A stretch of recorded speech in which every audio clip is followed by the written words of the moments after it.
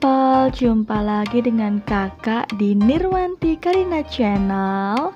Nah, kali ini kakak bahas materi kelas 7 yaitu klasifikasi makhluk hidup. Nah, yang pertama, untuk mengetahui dan memahami klasifikasi makhluk hidup, kamu juga harus tahu apa sih makhluk hidup itu. Nah, makhluk hidup terdiri atas manusia, tumbuhan, hewan. Mereka memiliki ciri-ciri utama yang benar-benar sama. Ciri-ciri makhluk hidup dapat membedakan makhluk hidup dari benda mati. Nah, apa saja sih ciri-ciri makhluk hidup itu? Yuk kita simak. Bergerak. Bergerak adalah salah satu ciri dari makhluk hidup. Bergerak dibagi menjadi dua, yaitu bergerak secara aktif dan bergerak secara pasif. Bergerak secara aktif terjadi pada manusia dan hewan, sedangkan bergerak secara pasif terjadi pada tumbuhan. Contohnya adalah pergerakan pertumbuhan batang tanaman ke atas menentang arah gaya gravitasi. Ciri yang kedua adalah memerlukan makanan. Sebagai makhluk hidup, kita butuh makan untuk kelangsungan hidup kita. Manusia dan hewan serta tumbuhan memiliki cara memperoleh makanan yang berbeda-beda. Tumbuhan hijau adalah organisme autotrof, yaitu dapat membuat makanannya sendiri dengan merubah zat-zat tertentu yang berada di dalam tanah dengan bantuan sinar matahari yang disebut fotosintesis. Hewan dan manusia adalah organisme heterotrof, yaitu tidak dapat membuat makanannya sendiri. Organisme heterotrof dibedakan menjadi herbivora, karnivora, dan omnivora. Ciri yang ketiga adalah bernapas. Semua makhluk hidup pasti bernapas, namun cara bernapas serta alat pernapasannya berbeda-beda.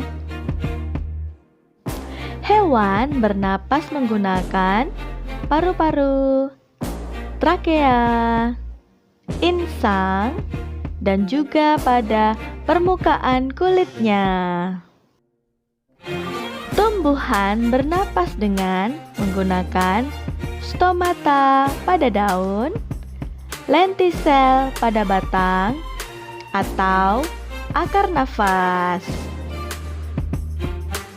Ciri yang keempat adalah peka terhadap rangsang. Iritabilitas atau peka terhadap rangsang adalah sifat alami makhluk hidup yang mampu menanggapi rangsangan dari lingkungan. Contoh rangsangan berupa rangsangan fisik, sentuhan, perubahan intensitas cahaya, dan perubahan suhu. Ciri yang kelima adalah tumbuh dan berkembang. Tumbuh adalah proses pertambahan ukuran tubuh yang tidak kembali lagi ke ukuran semula. Sedangkan perkembangan adalah proses menuju kedewasaan. Perhatikan gambar berikut. Gambar ini adalah gambar metamorfosis pada kupu-kupu. Kupu-kupu mengalami pertumbuhan dan perkembangan. Ciri yang keenam adalah berkembang biak.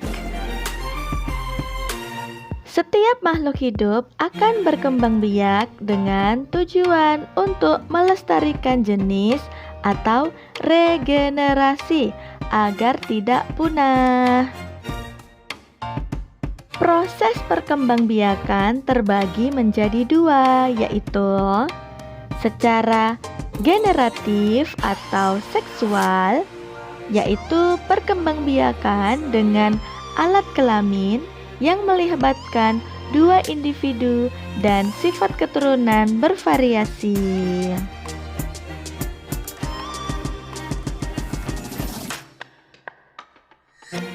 Perkembangbiakan vegetatif atau aseksual, yaitu tanpa alat kelamin khusus, melibatkan satu individu dan sifat keturunan sama dengan sifat induknya.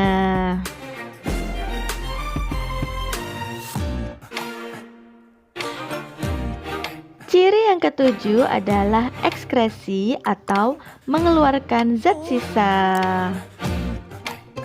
Makhluk hidup melakukan proses metabolisme di dalam tubuh mereka, dan sisa-sisa metabolisme harus dikeluarkan agar tubuh makhluk hidup tetap sehat.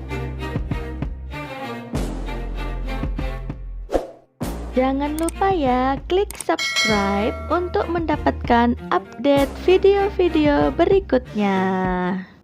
Kakak akan membahas klasifikasi pada makhluk hidup di video berikutnya. Terima kasih.